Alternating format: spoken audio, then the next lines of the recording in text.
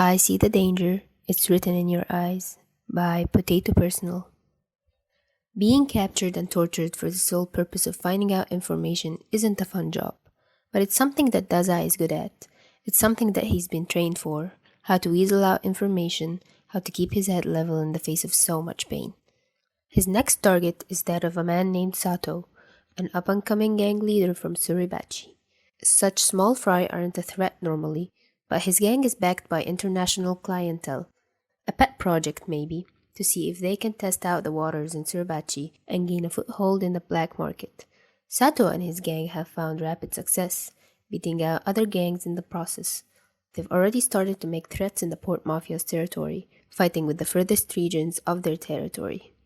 The gang isn't a threat, at least for now, but it's always best to stamp out insects before they become a true infestation. This mission is a simple one. Get captured, get beat up, and learn crucial information while he's at it. In the end, Chuya will be his knight in shining armor, destroying any enemy that comes before him. It's something that Dazai has done many times, and yes, tends to leave him bruised and tired, but hey, he's been through worse. It's a simple thing to find Sato, and an even simpler thing to be captured by him. Just a slip of his tongue and he fake calls Mori, accidentally mentioning the fact that he's the demon prodigy. Truly, others are so simple to manipulate. Dazai is dragged into a nearby building. With the sparseness of it and the random assortment of weapons, it's a makeshift torture room. He is forced into one of the building's corners, wrist being bound roughly with rope, and his ankles handcuffed together. The man keeps looking at his phone. It's extremely unprofessional as a torturer, especially when it's done right next to him. It makes Dazai wonder just how this man became a leader, if he was so inept in keeping valuable information away from his enemies. Although Dazai's right eye had long lost all its vision, his left eye's vision was perfectly fine. If anything, it could read small text much easier than the normal person. Just taking a quick scan through his text displayed on the man's phone is enough for Dazai to determine where his gang's hideout is. Not even using code, honestly. Dazai yawns. Sato's eye twitches in annoyance. He's easy to mess with. You little shit. Is this just a game to you? A little bit. A vein bulges in Sato's forehead. He slaps Dazai across the face. You won't be laughing soon. Not after what I'm gonna do to you. Dazai is stripped down to his boxers, his clothes being cut away with a pocket knife. He mourns the loss of his clothing, feeling uncomfortably exposed. It's cold without its protection. Goosebumps form on his body, and he shivers unconsciously. Sato jerks back as if he were the one slapped in the face.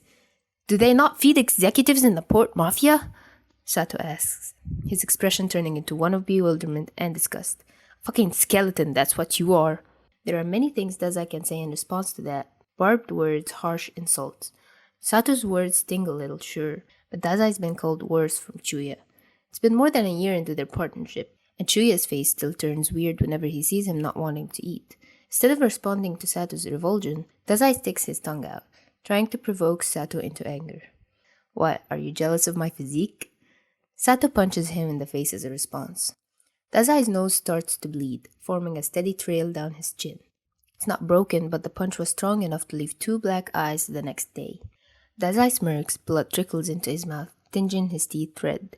He's never quite liked its metallic taste, but it was something that he was intimately familiar with. It's such a shame your little gang will be broken up by the end of the week. Sato freezes. What did you say? You're not very smart, unfortunately. Using your phone right in front of me? I can read your texts, you know. It's a miracle you made it this far, being such an inadequate boss. Sato swears, pacing around. The items strewn around the building suffer in the aftermath of his rage, as does Dazai. With all the hits that land on him, Dazai feels a little bit like a stress toy. Eventually, Sato seems to calm down, panting heavily and looking at Dazai with pure and utter rage. You think you're so smart, do you, huh? Well, your smarts won't be able to help you, because you won't be alive by the time I'm done with you. Just because of how much of a smartass you are, I'll make you suffer. Dazai swears in his head. Chuya should have been here already. This was supposed to be an in-and-out mission, not a drawn-out torture session. Cuts and bruises, maybe enough to warrant some stitches. A broken bone or two at worst. But instead, here he is, still bound by rope, waiting for his partner to arrive. A kick lands directly on Dazai's chest. His ribs snap from the impact. Dazai wheezes at the impact, all air leaving his lungs. Another blow lands on his shoulder. His head takes the burns of several punches, turning his thoughts all fuzzy. Bones continue to break. Dazai's long since gotten enough information out of Sato. At this point, he's playing a game of endurance. Dazai is used to endurance. Mori had trained him to withstand all manners of torture, and nothing ever truly beat the agony of being strapped to an operation table for hours at a time. But that doesn't mean it doesn't hurt. Sato reaches for a cattle prod. Dazai's heart sinks in his chest. He prepares himself with an inhale, forcing his body to go limp. The prod presses into the small of his back, bringing with it a fiery electrical shock. Dazai's vision whites out. All air leaves his lungs.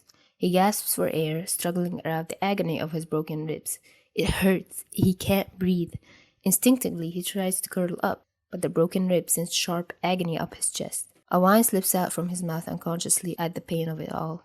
In the time that it takes for Dazai to regain his breath, Sato prepares another shock, this time aimed through the middle of his lower back. A shriek rips through his throat this time, with how unprepared he was for another shock. It rips his throat into pieces. Dazai can taste the sharp tang of metal on his tongue. Again, another fiery shock on his hip, just under the band of his boxers. Another strikes on his collarbone, his upper arm, the back of his neck. The air reeks of burnt meat. Dazai pants in agony. His hands shake in the rope bindings. The handcuffs clang loudly. Everything sounds horribly muffled, from his own pain sounds to the crack of bone.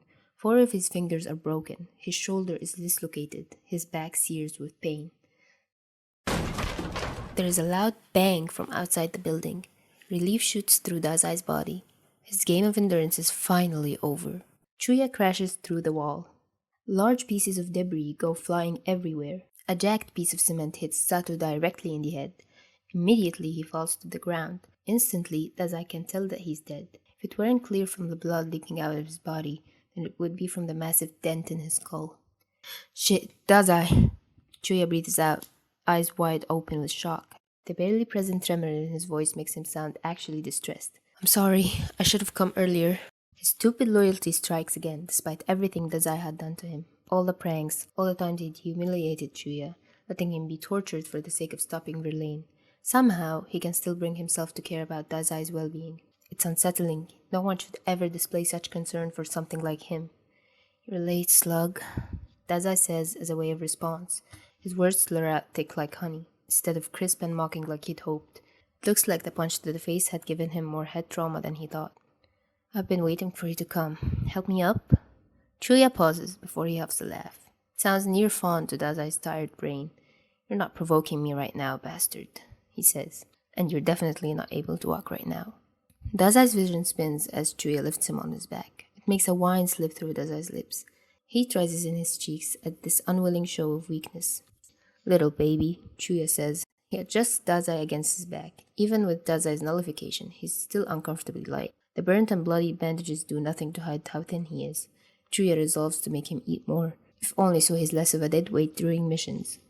Still, thinking about such things forms a strange, uncomfortable pit in Chuya's stomach, the same kind as when he sees Dazai freshly injured in ways that don't make sense. He's never been able to figure out just exactly what causes them. None of the explanations Koyo gives him any real answers, and Dazai would never tell him anything. Chuya deals with Dazai-related problems in the best way he knows how, bullying Dazai. Now is no exception. "If you try to do anything weird while I'm carrying you, I'll leave you here to die a painful death." "Chuya is mean," Dazai mumbles, burying himself into Chuya's neck.